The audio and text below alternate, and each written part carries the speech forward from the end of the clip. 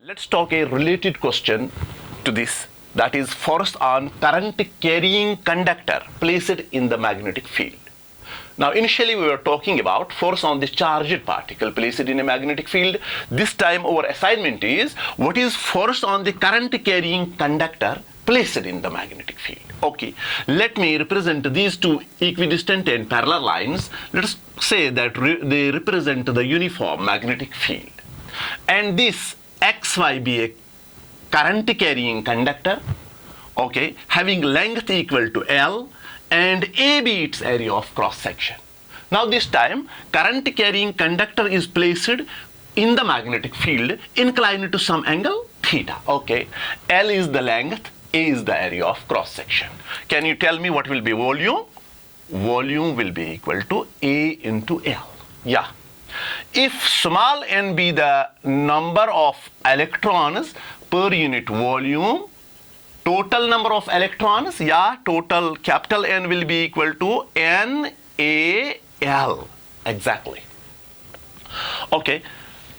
Just in our first part, we talked about force on the charged particle placed in the magnetic field. Similarly, can't we write here how much will be the force on one electron placed in the magnetic field? Force on electron will be equal to, yeah, force is equal to Q into V cross B.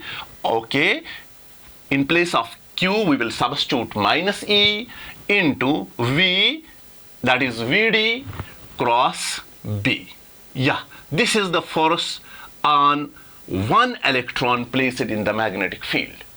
But remember, this time total number of electrons are equal to NaL. So the total force will be equal to, yeah, total force on the current carrying conductor placed in the magnetic field will be equal to, that is equal to, yeah, N into this F.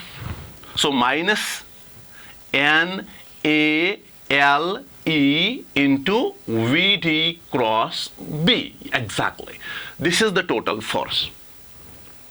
Okay, remember one thing, my students. What is the relation between current and the drift velocity? This Vd represents here the drift velocity. I is equal to NeA Vd. Exactly.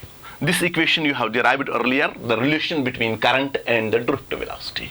Here what we will do, we will multiply both sides by L. IL. I represents the current. What about IL? This is current element. Remember one more thing, the current is a scalar quantity, while as current element is a vector quantity. So IL will be equal to NeAL into Vd. In terms of vectors, this equation can be written as IL is equal to NeAL into Vd. But remember one thing here. Here you have to substitute minus sign. Why minus? Yeah, because Vd, that is the drift velocity, and the currents have the opposite directions. Okay, what we will do now, we will substitute this equation in this equation so that we will get the force on the current carrying conductor placed in the magnetic field. So force will be equal to F is equal to this minus NaLe into Vd. So we will substitute here I into L cross B. Yeah.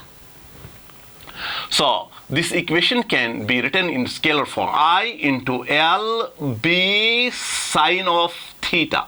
Remember this equation, students. This is the equation for the force on the current carrying conductor placed in the magnetic field. Now let's talk about the special case. If theta is 0 or 180, this means if the current carrying conductor is placed in the direction of the magnetic field or in opposite direction to the magnetic field, under those conditions what will happen to the force? Force will be equal to 0. Okay. If theta is 90, under those conditions what will happen to the force? Force will be maximum, and the maximum force will be equal to ILB. Okay. Can anybody tell me what will be the direction of the force? The direction of the force will be perpendicular to the plane containing L cross B. and its direction is given by Fleming's left hand rule. Okay. So remember, my students, here we have derived the expression for the force on the current carrying conductor placed in the magnetic field, and we have talked about the special cases. Remember the vector form, and on the basis of this we can calculate the direction of the force. According to this equation, the direction of the force is perpendicular to the plane containing the L cross B.